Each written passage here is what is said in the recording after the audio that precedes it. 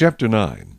When these things were done, the leaders came to me, saying, The people of Israel and the priests and the Levites have not separated themselves from the peoples of the lands, with respect to the abominations of the Canaanites, the Hittites, the Perizzites, the Jebusites, the Ammonites, the Moabites, the Egyptians, and the Amorites.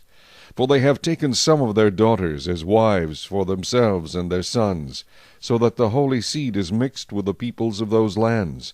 Indeed, the hand of the leaders and rulers has been foremost in this trespass. So when I heard this thing, I tore my garment and my robe, and plucked out some of the hair of my head and beard, and sat down astonished. Then every one who trembled at the words of the God of Israel assembled to me, because of the transgression of those who had been carried away captive.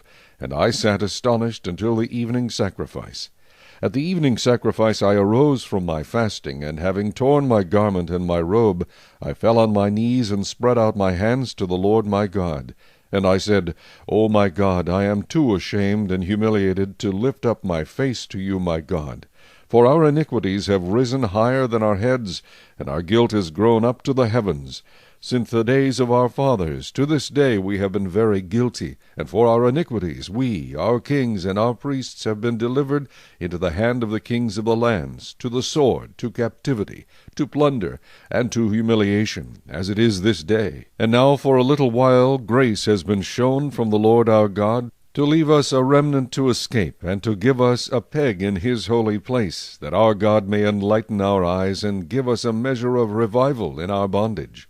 For we were slaves, yet our God did not forsake us in our bondage, but he extended mercy to us in the sight of the kings of Persia, to revive us, to repair the house of our God, to rebuild its ruins, and to give us a wall in Judah and Jerusalem. And now, O our God, what shall we say after this? For we have forsaken your commandments, which you commanded by your servants the prophets, saying, The land which you are entering to possess is an unclean land, with the uncleanness of the peoples of the lands, with their abominations which have filled it from one end to another with their impurity. Now therefore do not give your daughters as wives for their sons, nor take their daughters to your sons, and never seek their peace or prosperity, that you may be strong and eat the good of the land, and leave it as an inheritance to your children forever.